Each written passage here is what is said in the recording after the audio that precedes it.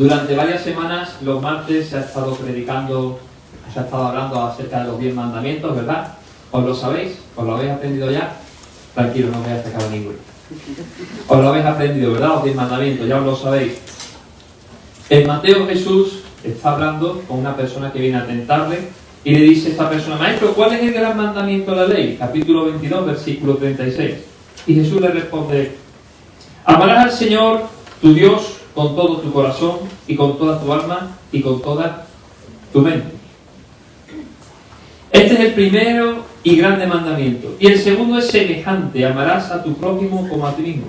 De estos dos mandamientos depende toda la ley y los profetas. Es decir, todo el Antiguo Testamento se podía resumir en estos dos mandamientos: amarás al Señor tu Dios con todo tu corazón, con toda tu mente y con toda tu alma, y a tu prójimo como a ti mismo. Más tarde o anteriormente le pregunta a una persona: Señor, ¿quién es mi prójimo? Y él usa la parábola del samaritano para mostrar que el prójimo era cualquier persona, era su prójimo. Pero ese era el resumen de los 10 mandamientos. En el Nuevo Testamento Jesús añade algo nuevo.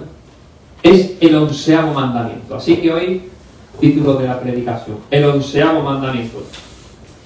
Dice Jesús en Juan 13, del 34 al 35: un mandamiento nuevo os doy, que os améis unos a otros como yo os he amado. Está dirigiéndose a sus discípulos. Que también os améis unos a otros.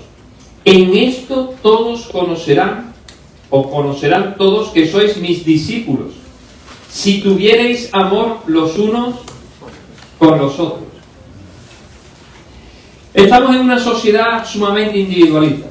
Todo el mundo piensa en yo, y antes que cualquier otro, yo. Es una sociedad también sumamente narcisista. Busca el placer rápido, momentáneo, aunque no sea duradero. Ya mañana buscaré otro placer distinto, ¿verdad? Lo vemos en el mundo de la droga, lo vemos en la televisión. Todo el mundo se pelea por ser el primero, el que dé mejor imagen. Hay una lucha continua, hay un narcisismo continuo en la sociedad. Y al mismo tiempo estamos en una sociedad consumista. La gente consume hoy a unos niveles que nunca antes se había visto. Dicen que nos estamos cargando el planeta por nuestro consumo, por la cantidad de consumo que hay, ¿verdad? Antiguamente, yo recuerdo cuando era pequeño, mi madre tiraba la bolsa de basura por la noche, o tirábamos la bolsa de basura, y a veces era la mitad de la bolsa lo que había, pero hoy de casa salen 2 bolsas de basura cada día. Pero bueno, ¿cómo es posible? Si los tetrabritos, los aplasto, los machacos, ¿cómo es posible que saquemos tanta basura? Y es porque hay un consumismo tremendo. Todo viene ya empaquetado para que consume. Antiguamente yo recuerdo cuando vivía en los diferentes lugares en que había estado viviendo, el olor de la comida cocinándose. Hoy no, la comida no huele en los sitios a comida cocinada. Bueno, en casa de mi suegra huele un poco, ¿vale? Pero la mayor parte viene empaquetado. Empaqueta, metes al microondas, corre que tienes que entrar a trabajar. Es una sociedad de consumo. Y esto ha generado en muchas personas, esta forma de vida genera a la gente una fobia al compromiso. La gente no se quiere comprometer con nada, porque soy yo, porque soy narcisista y porque, bueno, está todo para consumir. La gente no se compromete tampoco con la iglesia. Cuando comienza a venir a la iglesia, falta al compromiso. Y viene a la iglesia y participa en la iglesia, pero no quiere comprometerse. Y si tengo una relación contigo, bueno, pues mira, somos novios, nos vamos a vivir juntos, pero eso de comprometerse no. Yo soy un poeta, a mí me encanta la poesía, eso de compromiso no. Y en el fondo lo que está escondiendo es que lo que quiere es que si sale por ahí otra, o sale otro, pues bueno, mira, se acabó el amor, me marcho. Y así va a funcionar la sociedad, no quieren compromiso. Y entonces cuando uno llega a la iglesia y tiene esa mentalidad, dice: es que leí un versículo que dice: porque donde están 2 o 3 reunidos en mi nombre, allí estoy yo en medio de ellos. Así que bueno, el Señor está en todas partes, yo amo al Señor, pero esto de la iglesia, eso le pasa a muchas personas. Yo, por ejemplo, después lo comentaré para que no se enfade conmigo, yo me llevo muy bien con Alfonso, aprecio enormemente a Alfonso, es un tipo que me llevaría a las hablando con él, pero no aguanto a Alejandra. No la aguanto. No la aguanto. Me está mirando desde allí y me va a lanzar. No la soporto. Y a veces Alfonso se lo quería decir un día. Alfonso, mira, es que yo no te he invitado a comer porque a ti yo contigo me llevaría días y días, nos veíamos normal, pero es que no aguanto a tu mujer. Y hay personas que hacen así. Era una broma, Alejandra. Hay personas que actúan así. Dicen, no, yo amo a Dios, pero su esposa, la iglesia, no me cae nada bien. ¿Os imagináis? ¿Cómo habría actuado Alfonso si yo le hubiese dicho eso? Habría dicho, no, pues tú entonces no eres mi amigo. ¿Verdad? Y la gente hace eso, dice, yo sí, yo que la iglesia, yo amo a Dios, yo amo al Señor, mira, lo encuentro en la naturaleza. Pero a la iglesia no la soporto. Yo es que eso de la estructura eclesiástica no lo soporto, me parece todo frío, falso. Así que le está diciendo Dios, mira, yo te quiero a ti, pero a tu esposa no la aguanto. A tu esposa por la que tuviste en la vida no te aguanto. Y entonces se suele usar este versículo, pero esto es un texto fuera de contexto, y sé que un texto fuera de contexto es un pretexto. Muy bien, porque si nos vamos al versículo, resulta que Jesús está hablando de la necesidad de ser humilde. Recuerden, Jesús está a su lado, aunque sea uno, Pero aquí Jesús está hablando de la necesidad de ser humilde y de ser como niños ante el hermano, no el inconverso, ante el hermano está hablando, que peca contra uno. Y dice, si tu hermano peca contra ti, ve a solas con él y hazle ver su falta. Si te hace caso, has ganado a tu hermano. Pero si no, lleva contigo a uno o dos más, para que todo asunto se resuelva mediante el testimonio de dos o tres testigos. Si se niega a hacerles caso a ellos, díselo a la iglesia. Esta es la única vez, junto cuando Pedro testifica de que Jesús es el Hijo de Dios, que Jesús usa el término iglesia. Díselo a la iglesia. Y si incluso a la iglesia no le hace caso, trátalo como si fuera un gentil, incrédulo, o un publicano, es decir, un renegado, un apóstata. Les aseguro que todo lo que ustedes aten en la tierra quedará atado en el cielo, y todo lo que desaten en la tierra quedará desatado en el cielo. Además les digo que si dos de ustedes en la tierra se ponen de acuerdo sobre cualquier cosa que pidan, les será concedido por mi Padre que está en el cielo, porque donde dos o tres se reúnen en mi nombre, allí estoy yo en medio de ellos. Así que el pasaje va sobre la necesidad de disciplina en amor dentro de la iglesia. La necesidad de disciplina en amor dentro de la iglesia no va para ser usado por quienes quieren vivir la vida poética, ¿verdad? Y decir, no, es que nos reunimos dos o tres en el campo, allí.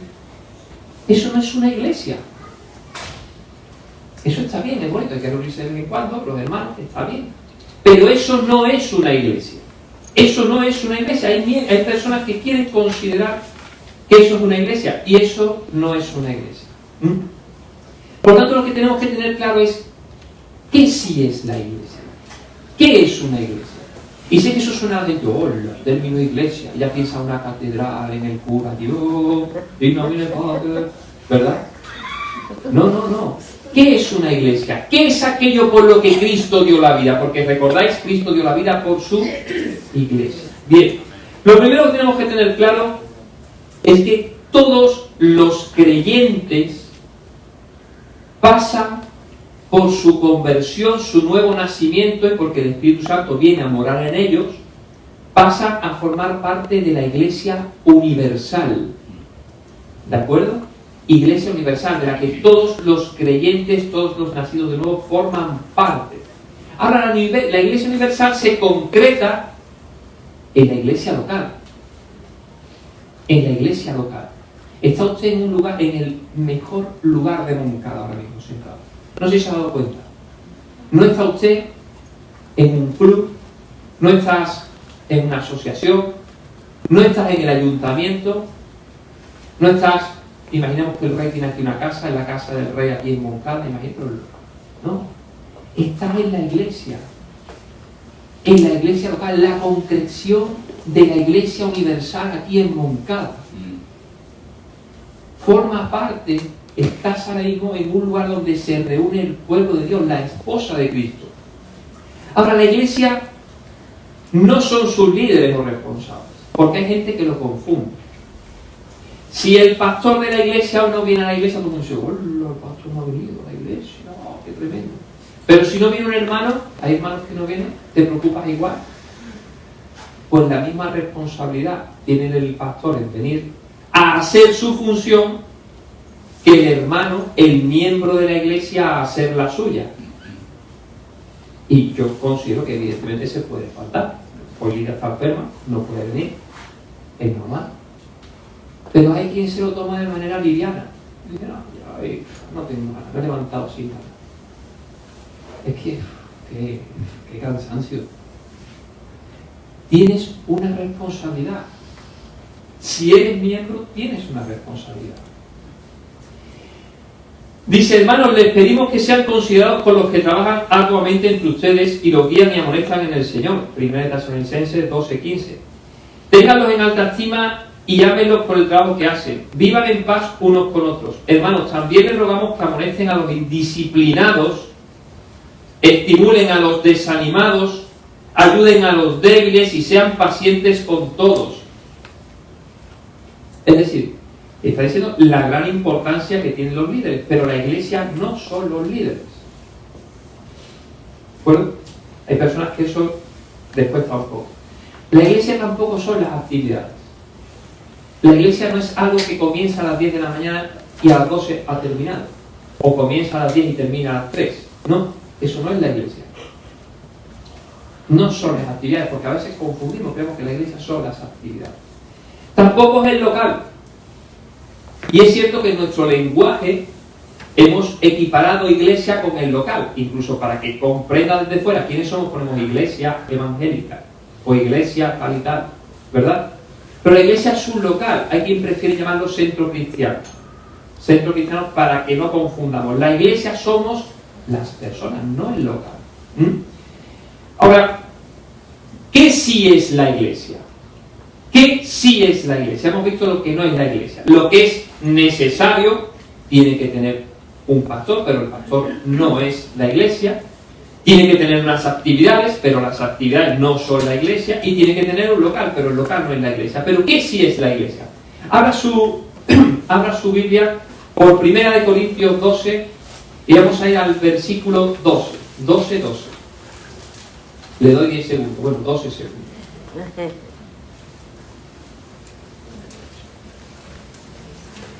Y comienzo ahora.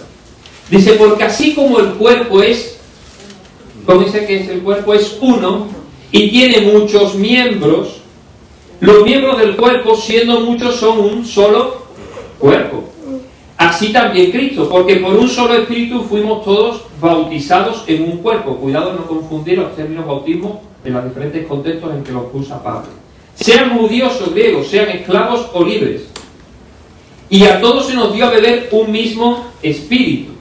Además, el cuerpo no es un solo miembro, sino muchos. Si dijere el pie, ¿por qué no soy mano? No soy del cuerpo. ¿Por eso no será del cuerpo? Y si dijere la oreja, ¿por qué no soy ojo? No soy del cuerpo. ¿Por eso no será del cuerpo? Si todo el cuerpo fuese ojo, ¿dónde estaría el oído? Si todo fuese oído, ¿dónde estaría el olfato? Mas ahora Dios ha colocado los miembros, cada uno de ellos, en el cuerpo como Él quiso. Porque si todos fueran un solo miembro, ¿dónde estaría el cuerpo? Pero ahora son muchos los miembros.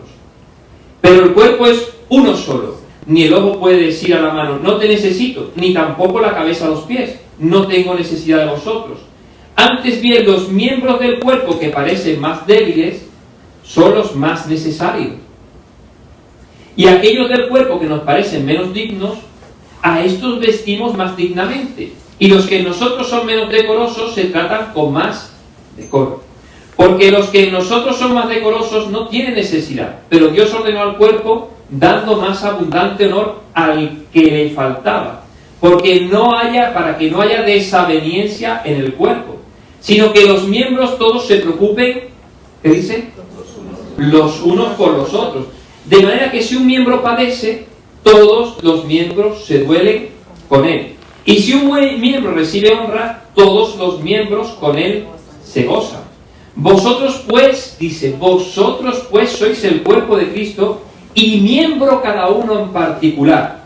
Así que, como creyentes que hemos recibido el Espíritu Santo cuando nos convertimos, cuando nacimos de nuevo, formamos parte de la Iglesia Universal. Y esa Iglesia Universal se concreta en la Iglesia local, a la cual pasamos a formar parte como miembros cuando pasamos por el bautismo por aguas.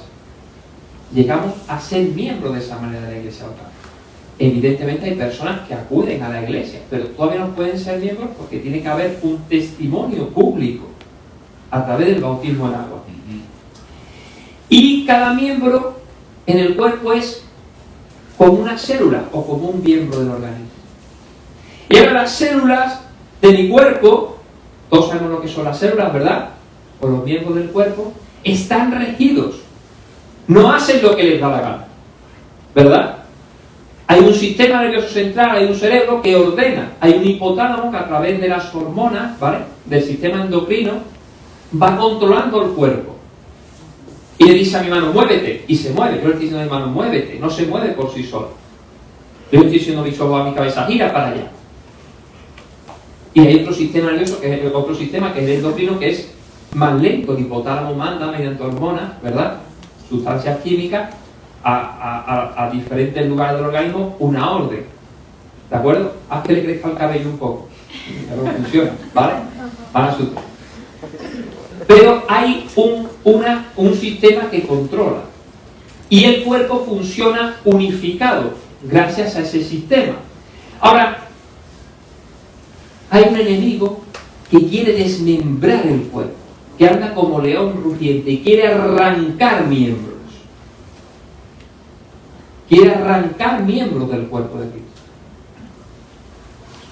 Y hay también sustancias carcinogénicas que entran al organismo, entran dentro del cuerpo, pero no se dejan controlar por el sistema nervioso central. Y están en el cuerpo, han entrado, y el sistema nervioso central no manda sobre ella, ni el sistema endocrino manda sobre ella. Y hacen lo que bien les da la gana, pero se han metido en el cuerpo. Vienen al cuerpo, vienen al local de la iglesia, pero no quieren ser miembros. No quieren nunca llegar a ser miembros, porque un miembro está controlado en el sentido bíblico. No interpretemos control en un sentido de imposición. ¿De acuerdo? Y entonces lo que hacen es carcinogenizar otras células. Comienzan al oído. ¿Se de acuerdo? Venga, esto no me gusta lo que ha dicho. ¿Sabes? Y empiezan así poco a poco. Se llaman mutagénicos. Quieren mutar células, hacer que los miembros sean desgajados del cuerpo. Y nunca llegan a ser miembros. Y se presentan a lo mejor como muy santos, muy sabios, y no son una cosa ni la otra. Mira los ingleses, go and jump in a lake. Ve y saltan a un lago. ¿Vale? Es una expresión inglesa. Aquí se diría, ni son miembros ni espárragos en vinagre. Por decirlo de otra manera.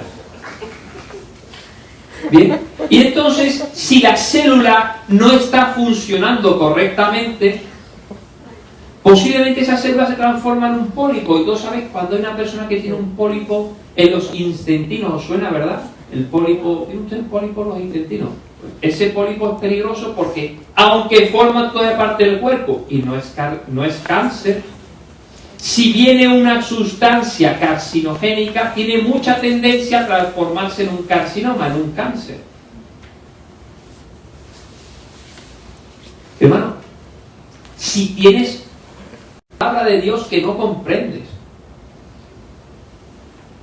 tienes un sistema nervioso al que manda una señal. Sistema nervioso, mira, tengo un problema ya aquí, manda ayuda. Que no te lo guardes para ti y empiece. No, esta gente dejan a la mujer predicar, son malos, uy, porque la mujer tenía que estar con él. Si usted es miembro de la iglesia, no sea un pólipo, sea una célula sana. Sea una célula sana. ¿De acuerdo? También hay ahora muchos mutagénicos que usan el YouTube. Tienen que ser, ¿cómo se dice ahora? Los influencers. Quiero ser un influencer. Yeah. Y entonces están deseando que alguien cometa un fallo en una predicación, alguien que ha estado toda la vida predicando correctamente, cometa un fallo en algo que dice, y entonces se le echan al cuello como un leopardo a la casera. ¡Chum! Como Ramón cuando ha dicho, cuando amaba a Esther, ¿verdad? Y...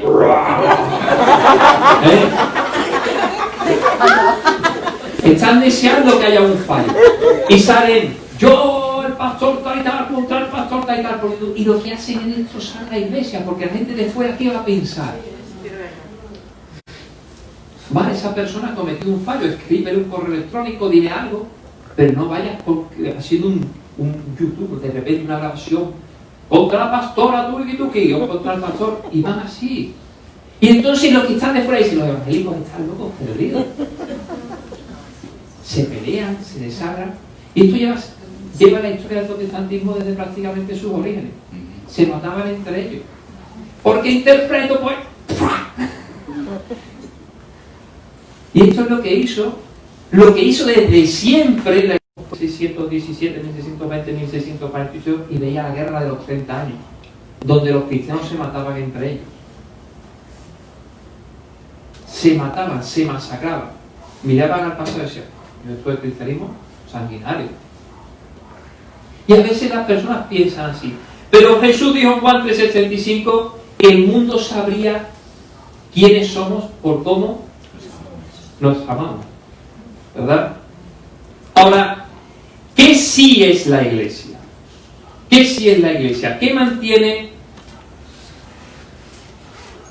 ese cuerpo de la iglesia? Primero, la iglesia, la Biblia se mira, bueno, la ponemos abajo, tendré que mirar un poco más. La iglesia es la concreción del cuerpo de Cristo. Es una agrupación de personas más o menos geográficamente cercanas, uno puede estar un poco más lejos, pero más o menos geográficamente cercanas, que por su conversión a Cristo, una conversión a la fe bíblica, no a cualquier idea, ha pasado por el bautismo por aguas y viene a ser miembro, viene a ser una piedra viva. ¿Recordad cómo se le comparaba el Nuevo Testamento con una piedra viva? Nuestra iglesia se llama piedra viva, ¿verdad? El terreno sobre el que se cimienta, segundo punto, el terreno sobre el que se cimienta ese edificio de la iglesia, todos sabemos hay una cimentación, el terreno, es Jesucristo. Jesús dice, sobre esta roca, sobre la declaración de Pedro dice, Pedro, tú eres el Cristo, el Hijo del Dios viviente. Con todas las consecuencias que tiene decir eso, el Hijo del Dios viviente. Sobre esa declaración, sobre la persona de Jesús y esa declaración, se cimienta la iglesia. Pero ustedes, ¿quién dice que soy yo? Respondió Simón Pedro y dijo, tú eres el Cristo, el Hijo del Dios viviente. Entonces Jesús respondió y dijo, bienaventurado eres, Simón, hijo de Jonás, porque no te lo reveló carne ni sangre, sino mi Padre que está en los cielos. Mas yo también te digo que tú eres Pedro, y sobre esta roca edificaré mi iglesia, las puertas del Hades no prevalecerán contra ella. ¿Vale? Cuidado por no malinterpretar eso, porque la iglesia católica lo malinterpreta, ¿bien? La tercera característica de lo que sí es la iglesia es un lugar donde los miembros se reúnen regularmente. Y lo vemos a lo largo de años del Nuevo Testamento. Los miembros se reúnen regularmente, no un día cualquiera por ahí. No. Se reúnen regularmente. ¿Para qué se reúnen? Para ser exhortados por Dios mediante la palabra. Para aprender la palabra. Para ofrecer sacrificios de alabanza al Padre. Y para tener comunión entre los hermanos. Que tienes que tenerla siempre, pero de forma especial en ese momento en que te reúnes. Ya vimos hace poco el peligro tan grande que había cuando se dejaba uno de reunir, lo advertía el autor de Hebreos, ¿verdad? La iglesia local tiene líderes, cuarto punto, a los que los miembros deben obediencia y a cuya autoridad deben sujetarse. Y yo sé que me digo, eso de autoridad, es una autoridad que debe realizarse en amor. En amor. Así que, si no quieres ser carcinoma, ponte a trabajar correctamente dentro de la iglesia. La iglesia local cumple de manera regular las ordenanzas del Señor. Quinto punto, bautismo y Santa Cena, y otro, que ya veremos en su momento. Sexto punto, la iglesia local está conformada por miembros, es decir, creyentes bautizados que luchan por cumplir la gran comisión, el llevar el evangelio a otras personas.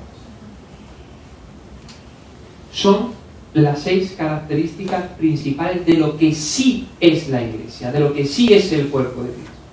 Ahora, hemos visto, por lo tanto, que el cuerpo de Cristo son los miembros, piedras vivas, que han llegado aquí por una fe, por un nuevo nacimiento, y como concreción de esa iglesia universal, conforman la iglesia local. Y por el bautismo en agua pasan a ser parte de esa iglesia, de ese grupo de personas que se reúnen en un lugar, que tienen unos líderes que velan por ellos, que deben amonestarlos. El término amonestar duele mucho a muchas personas, que deben amonestarlos, que deben guiarlos, que deben pastorearlos. Y esas personas deben, además de honor y respeto, deben dejarse guiar, pastorear, porque si no eres oveja, eres cabra de monte, ¿bien? Debes dejarte pastorear y debes dejarte guiar conforme a la palabra de Dios. ¿Bien? Ahora, ¿qué mantiene unida a esas piedras vivas? Cuando una persona hace un edificio, hace así, su mortero, lo echa en medio de los ladrillos, ¡plá!, y los pone. ¿Qué mantiene unidas esas piedras vivas? ¿Qué hace que ese edificio, porque hemos visto que la roca es Cristo, pero los edificios tienen, aparte de la roca, tienen un forjado que se echa debajo, ¿verdad? Como estamos viendo la obra que se está realizando aquí al lado, un forjado debajo para sustentar el edificio. ¿Qué mantiene ese edificio? Y Jesús nos da aquí el punto clave. Jesús inaugura su iglesia un día, cuando Él pone un mandamiento nuevo. Porque hasta entonces había mandamientos, los 10 mandamientos que se resumieron en esos 2. Pero ahora Jesús da un nuevo mandamiento. El mandamiento que va a ser la mezcla, el mortero, para que esas piedras vivas se mantengan unidas. Y dice, un mandamiento nuevo os doy, que os améis unos a otros como yo os he amado. Así que mira a tu lado, mira a tu lado. Si eres miembro de la iglesia, mira a tu lado. Y si no eres miembro, estás empezando a venir, y un día vas a ser miembro, mira a tu lado también. Hay una piedra viva a tu lado. Dale un toquecito, para que veas que no sea una piedra muerta, que es una piedra viva, porque hay que estar... ¿Vale? Bien. Están vivos, ¿no? Son piedras vivas. Y dice, un mandamiento nuevo os doy, que os améis unos a otros como yo os he amado, que también os améis unos a otros. En esto todos conocerán que sois mis discípulos, si tuvierais amor los unos por los otros. Así que hay una cosa que te mantiene unida a esa piedra viva. ¿Amas a tu hermano que está al lado? ¿Lo amas? A esa piedra viva, ¿qué te mantiene unida a esa piedra viva? Jesús está aquí diciendo, es el amor. Tienes que amarlo. Pero a veces nos da pereza.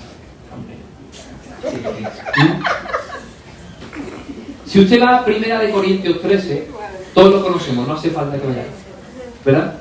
El amor es sufrido, es benigno, el amor no tiene envidia. Y entonces hay muchos que cuando se están casando usan 1 Corintios 13, qué bonito, ¿verdad?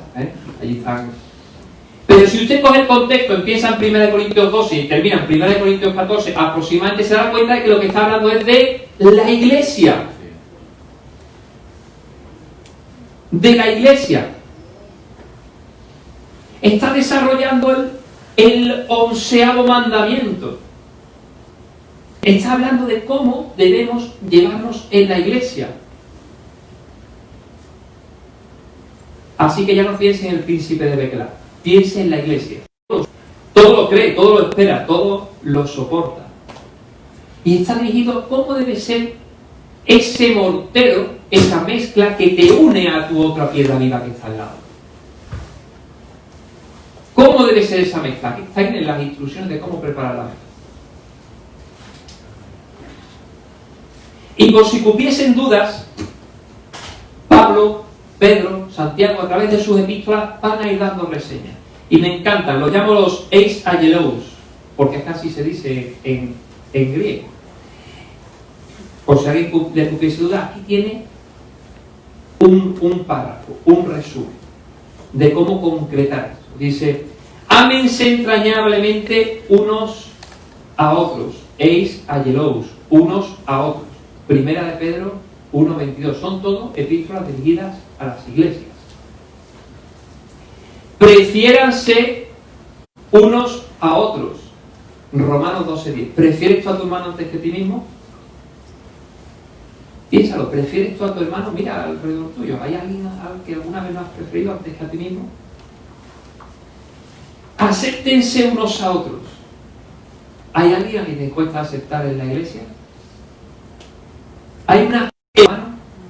¿O estás con el martillo y sin ser dándole golpes para deshacerlo como pide la Biblia? ¿Tu testimonio está sirviendo de edificación?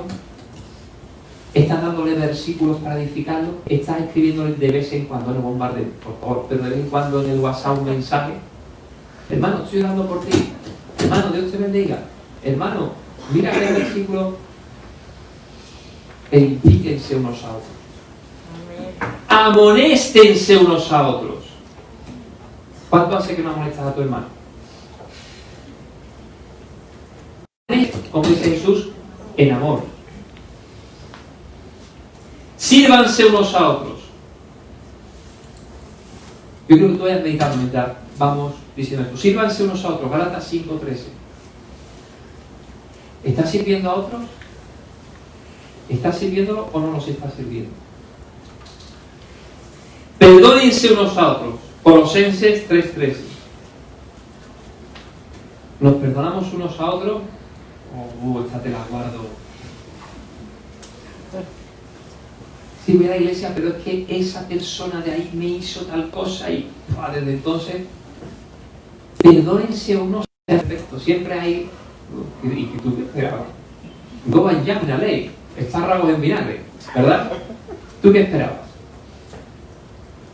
Vamos camino a la perfección. Y tenemos que aprender cosas. Los otros son excusas. Bien. Perdónense unos a otros, hermanos. Tenemos que perdonarnos. Si hay alguien a quien yo le deba algo, que me perdone. ¿Bien? Canten unos a otros. Efesios 5:19. Hermano, no me cantas un salmo. La única que de vez en cuando me cantan Marisol. Sí, lo digo en serio. No me cantan un salmo. Cántame un salmo. A tu novia le cantarías algo. Pues me tienes que amar. Dice 1 Corintios 13, casi como a tu novia. Y me tendría que cantar un salmo. Sí, Alfonso, vete para cantar un salmo. Hermanos, canten salmo. Dice, canten unos a otros. Y lo dice porque este es el único que se repite dos veces, porque dice en Efesios 5:19 y en Colosenses 3:16. Así que hay que aprender a cantar, ¿eh? Anímense unos a otros. ¿Estás animando a tu hermano cuando ves que no viene a la iglesia? No, yo qué sé. O cuando ves que está cabizbajo porque le pasa una cosa, lo dejas. Anímense unos a otros. Anímense unos a otros. Confiesen sus pecados unos a otros. Santiago 5:16. Es difícil, ¿eh? Es complicado. Confiesen sus pecados unos a otros. No se refiere a que tú veas decir, no, es que te voy a contar toda tu vida. No. Te he hecho a ti algo, Carolina, pues voy, mira, perdona, que te hice esto, después de ahí, no, espérate, es toda de Carolina. Pero lo hacemos y nos lo callamos, bueno, no pasa nada. Hospédense unos a otros. Primera de Pedro 4:9. ¿Cuánto tiempo hace que no me invitas a tu casa a comer? Sí, parece mentira, pero en la cultura mediterránea el comer juntos era algo sumamente importante. Lo vemos también en la Santa Cena, ¿verdad? ¿Cuánto hace que no invitas a un hermano a tu casa? Yo estoy intentando preparar la mía para poderlo invitar, ¿vale? Ya he empezado a invitar a alguno. Hospédense unos a otros. Sopórtense con paciencia unos a otros. Efesios 4:2. El doctor está, pues sé que lo estaban apuntando por ahí, en 1 Pedro 4:9. Sopórtense con paciencia unos a otros. Efesios 4:2. Y hay hermanos que son un poco insoportables, ¿verdad? Sobre todo empiezan a cosas Antonio se ríe. Hermanos, ¿nos soportamos con paciencia? Sopórtense con paciencia unos a otros. Efesios 4:2. Con paciencia, con paciencia. Sean bondadosos y compasivos unos con otros. Efesios 4:32. Compasivos. Ay, que el hermano ha pecado, que el hermano tuvo fatal, la voy a meter a la hacha al cuello. No, compasivos. Compasivos. Efesios 4:22. Vivan en paz unos con otros. 1 Tesalonicenses 5:13. Vivan en paz unos con otros. ¿Vivimos en paz entre nosotros? ¿O hay guerras y disensiones? Preocúpense unos por otros. 1 Corintios 12:25. ¿Os preocupáis por los hermanos? Ya que estamos con el móvil. Hermano, ¿cómo estás? ¿Cómo te va la vida? ¿Qué te pasa? Vamos hablando. ¿Te preocupas en tu lista de oración, esa que llevas para el trabajo, ya que estás ahí todo el día, orar, tener tu lista de oración y saber por quién tienes que orar? ¿Te preocupas por su situación laboral? ¿Te preocupas por sus familiares? Y finalmente, oren unos por otros. Santiago 5:16. Así que, vuelvo a leerlo, el amor es sufrido. Piensa en lo que tienes que sufrir por los hermanos. Es benigno. El amor no tiene envidia. O tú tienes envidia de alguien, de la iglesia. El amor no es jactancioso, no se envanece. Es decir, no se cree más que otros.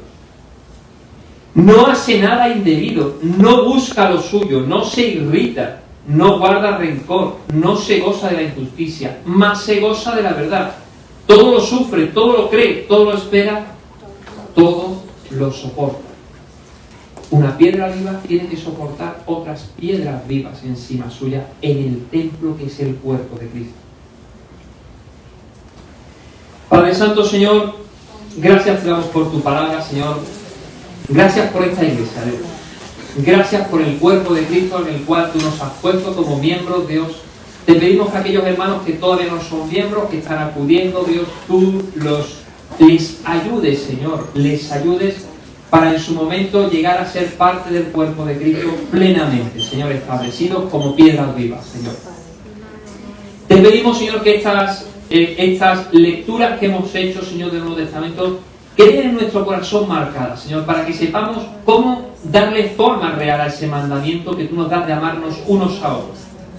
Cómo darle forma, Señor, a esa relación que tiene que haber entre nosotros, Dios, llevando a cabo estas confecciones, Señor, que tú das en tu palabra, de amarnos unos a otros, de cantarnos unos a otros, de animarnos unos a otros, de confesarnos los pecados, de hospedarnos unos a otros, de soportarnos unos a otros, de ser bondadosos y compasivos unos con otros, de vivir en paz unos con otros, de preocuparnos unos por otros, de orar unos por otros, de aceptarnos unos a otros, de edificarnos unos a otros, de amonestarnos unos a otros, de servirnos a unos a otros, de perdonarnos unos a otros y de preferirnos unos a otros, Padre. Gracias por tu palabra, Dios. Te pedimos que nos ayudes a caminar correctamente y a tener claro, Señor, qué es lo que nos mantiene unidos, Padre. En nombre de tu Hijo Jesús. Amén.